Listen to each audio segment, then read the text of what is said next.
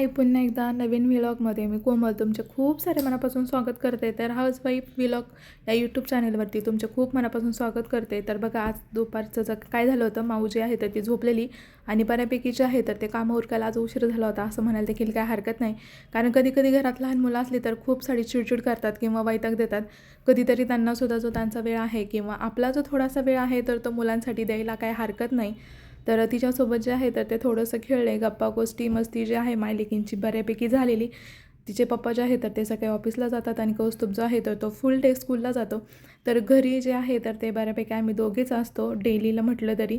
तर ती एकटी घरी असते त्यामुळे खूप वैतागते आणि खाली खेळायला जायचं म्हटलं तर पार्किंगला ऊन वगैरे असतं आणि गाड्यासुद्धा भरपूर साऱ्या येतात. कारण आमची जी बिल्डिंग आहे तर ती रस्त्यालाच आहे आणि खाली वगैरे जे आहे गार्डन, पण दुपारी गार्डनमध्ये कोणच नसतं. सो ती एकटी खूप वैतागते. तर त्यामुळे तिला खेळायला नेलं तर ते इव्हिनिंगच्या टायमिंगलाच नेत असे. तर आज जरा तिला थोडीशी सर्दी झालेली तर त्यामुळे थोडीफार चिडचिड करत होती. तर ही जी कामं आहे तर ती उरकायला मला आज थोडासा उशीर झाला.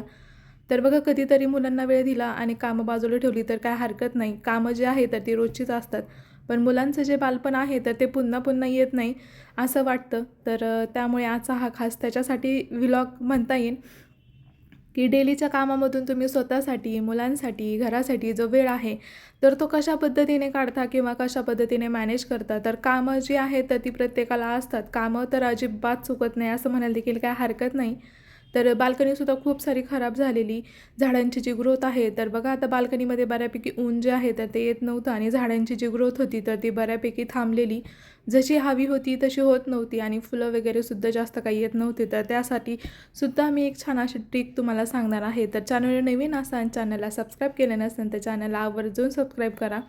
तर बऱ्यापैकी जे रोजची कपडे होती तर ती सगळी वॉश करून झाली आणि वॉश करून झाल्यानंतर या पद्धतीने सगळी जी आहे तर ती फायनली वाळत घालून झाली होती. तर याच्यानंतर जे रुटीन आहे तर बऱ्यापैकी सकाळी लवकर उरकलं जातं, पण कधी कधी जर तिने चिडचिड केली माऊने तर ह्या ज्या गोष्टी आहेत तर त्या करायला वेळ लागतो. सो आज तसंच काहीसं झालं होतं. तर त्यानंतर बघा, माऊ जी आहे तर ती अजून झोपलेलीच होती. तर त्यानंतर स्वतःच्या हेल्थसाठी किंवा स्वतःच्या केअरसाठी इथे जे आहे तर तो मी आवळाचा जो ज्यूस आहे तर तो करणार होते. तर बघा, आपले जे कंठी आवळा असतात आता त्यांचा झालेला आहे सीझन चालू, तर त्याचा मी ज्यूस काढून घेणार होते. तर हा तुम्ही मॉर्निंगलासुद्धा घेऊ शकता, काय हरकत नाही. तर बरेच जण वेट लॉससाठी सुद्धा याचा यूज करतात. तर आपण वेट लॉससाठी न करता केस गळती जी आहे किंवा केसांमध्ये कोंडा किंवा केसांची वाढ जी आहे तर ती बऱ्यापैकी होत नाही. तर त्यासाठी आपण हा जो ज्यूस आहे तर तो घेणार आहोत किंवा करणार आहोत. तर इथे बघा, काही टाकायचं नाही किंवा त्यामध्ये काही मिक्स करायचं सुद्धा नाही. आपण मिक्सरला ज्याप्रमाणे मसाला बारीक करतो वाटणाचा, तर त्याच पद्धतीने फक्त आवळ्याची जी बी आहे तर ती बी काढून घ्यायची आणि अशा पद्धतीने मिक्सरला जो आहे तर आपण त्याचा ज्यूस काढून घेणार आहोत. तर ह्या आवळ्याचे जे आहे तर ते भरपूर सारे अशा आयुर्वेदात फायदे दिलेले आहेत आणि त्याचा रिझल्टसुद्धा खूप छान आहे. जर तुम्ही कधी पिला नसेल तर एकदा आवर्जून प्या. तर यामध्ये तुम्ही थोडंसं 1 ते 2 इंचा जो बीटचा जो तुकडा आहे तर तो सुद्धा टाकू शकता. तर नॉर्मली मी आज फक्त आवळाचा ज्यूस केलेला आहे. तर याने बघा, केसांची जी शाईन आहे तर ती खूप छान प्रकारे येते आणि केससुद्धा खूप छान वाढतात. तर मी तरी ट्राय केलं होतं. तर अशा पद्धतीने बघा, आपण जे आहे तर त्या आवळाचा ज्यूस केलेला आहे. तर एका टायमाला फक्त 2 आवळा घेऊन आपल्याला त्याचा ज्यूस करायचा आहे. तर इथे बघा, मी त्यामध्ये 1 चिमूट जे आहे तर ते मीठ टाकलं होतं कारण की टेस्टसाठी. आणि त्यानंतर माझा जो स्वतःसाठीचा वेळ आहे किंवा स्वतःच्या केअरसाठी जो काढलेला वेळ आहे तर तो बऱ्यापैकी मी एन्जॉय करत असते. तर दुपारी तिला झोपवल्यानंतर आवळाचा ज्यूस आणि टी जे आहे तर ते बघायचं काम माझं चालू होतं. तर हार्डली मला फक्त अर्धा ते 1 तास आपण म्हणूयात, दुपारचा जितका वेळ भेटतो कामावरल्यानंतर तर तेवढाच वेळ टी व्ही बघायला भेटतो. आणि नंतर जे आहे तर ते आपलं रोजचं ठरलेलं रुटीन, माऊचं परत कौस्तुभला शाळेतून घेऊन यायचं, तिथून पुढचा आता स्टडी, परत दुसऱ्या दिवशीची तयारी. तर हे जे सगळं ठरलेलं रेग्युलर रुटीन आहे तर ते प्रत्येकीचं असतंच. तर त्यातून स्वतःसाठी वेळ आवर्जून काढा आणि तुम्हाला जर आवडत नसेल तरीही हा आठवड्यातून 2 वेळा तुम्ही नक्की ट्राय करून बघा. तुम्हाला एका महिन्यामध्ये जे आहे तर तुमच्या केसांचा खूप छान असा त्याचा फरक जाणवेल आणि आपली जी त्वचा आहे तर तिच्यावरती सुद्धा खूप छान असा ग्लो येतो. तोंडावरती अजिबात सुरकुत्या येत नाही. जर तुम्ही कधी अनुभवलं नसेल तर एकदा नक्की याचा अनुभव घ्या. तर मलासुद्धा आधी ह्या सगळ्या गोष्टी माहीत नव्हत्या. तर मी अनुभवल्यानंतर मला माहीत झालं. सो त्यामुळे मी तुम्हाला सजेस्ट करते की एकदा तुम्ही नक्की ट्राय करून बघा. तर त्यानंतर माऊ जी आहे तर ती बऱ्यापैकी झोपेतून उठलेली आणि आम्हाला जायचं होतं दादाला स्कूलमधून आणायला, म्हणून इथे जी आहे तर ती बऱ्यापैकी तयारी करून ठेवली होती. कारण ही जी कटिंग आहे, कटिंग करायला वेळ लागेल यासाठी.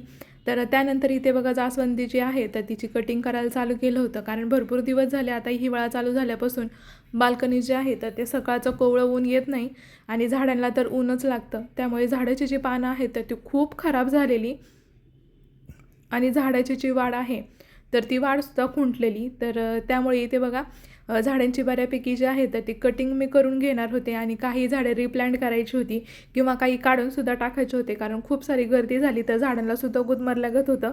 माणसंच म्हटल्यावरती, कारण झाडंसुद्धा हवा, पाणी, जल यावर जगतात असं म्हणायला देखील काय हरकत नाही.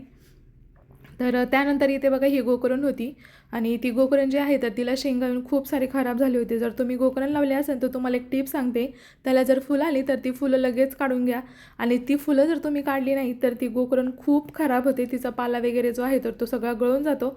कारण फुलं काढली नाही तर त्याला शेंगा येतात आणि त्या शेंगा जर आल्या तर झाड खूप खराब होतं.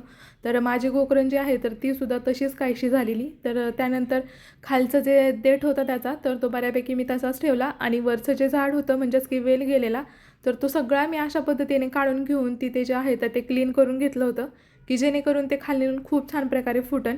आणि मोगरा जो आहे तर तो मागच बऱ्यापैकी कटिंग केलेला आणि खूप छान फुटलेला, पण त्याला अजून काही कळे वगैरे आलेले नव्हते. तर त्यानंतर इथे मी घेतली होती बघा कोरफडाची हुंडी. कारण कोरफड जे आहे तर ती हुंडी बारीक आणि कोरफड खूप मोठं वाढलं होतं किंवा झालं होतं. लावताना खूप छोटं जे कोरफड होतं तर ते मी प्लॅन केलेलं आणि आता त्यामध्ये तुम्ही बघू शकता खूप सारं मोठं झालं आहे आणि त्याला जागा नाही आहे. तर तेच आपल्याला आता काढून टाकायचं आहे आणि त्याचं जे छोटं आलेलं आहे तर ते आपण ठेवणार आहोत. तर हे ॲलोवेरा फ्रेश जे आहे तर ते हेअरला लावण्यासाठी आणि फेसवरती तर त्यासाठी मी ठेवलेलं आहे. तर रेडीमेड जे जेल येतं तर त्यापेक्षा तुम्ही घरीसुद्धा अशा पद्धतीने प्लॅन करू शकता की घरच्या घरी आपल्याला जे आहे तर ते उपलब्ध होईल किंवा पाहिजे त्यावेळी आपण वापरू शकू यासाठी. आणि त्यानंतर इथे एक जे झाड आहे तर ते मी आणलं होतं रिलेटिव्ह करून आमच्या. पण हे झाड कशाचं आहे ते मलासुद्धा माहीत नाही, पण याला फुलं जे आहेत ती खूप छान येतात आणि छोटे छोटे काटेसुद्धा आहेत त्याला. तर खूप दिवस झाले ते सुद्धा फुटलं नव्हतं. तर म्हटलं त्याचीसुद्धा थोडीफार जी छाटणी आहे ती करण. तर इथे बघा मी तुम्हाला आत्ताच म्हटलं की खूप सारे काटे आहेत तर तो आत्ताच एक माझ्या हाताला लागला. तर अशा पद्धतीने मी त्याची कटिंग वगैरे करून आता छान प्रकारे त्यामध्ये माठ ठेवलेला आहे. तर हे जे छोटे छोटे माठ आहेत तर ते संक्रांतीचा वाण आपण जेव्हा देतो एकमेकींना तर तेव्हा हे वापरले जातात. तर ते टाकून देण्यापेक्षा तुम्ही जे आहे तर ते झाडांना अशा पद्धतीने ठेवू शकता की जेणेकरून दिवसाआड जरी पाणी घातलं तरी काय हरकत नाही. तर त्यानंतर बघा अशा पद्धतीने जे आहे तर ते मी एक कोरफड घेणार होते काढून. मी या पद्धतीने वाकवत होते तर ते बऱ्यापैकी मला वाकलं नाही. तर त्यानंतर कैचीच्या साहाय्याने जे आहे तर ते थोडं थोडं करून मी ते घेतलं होतं तोडून. कारण आपण एकच ठेवणार होतो आता त्यामध्ये.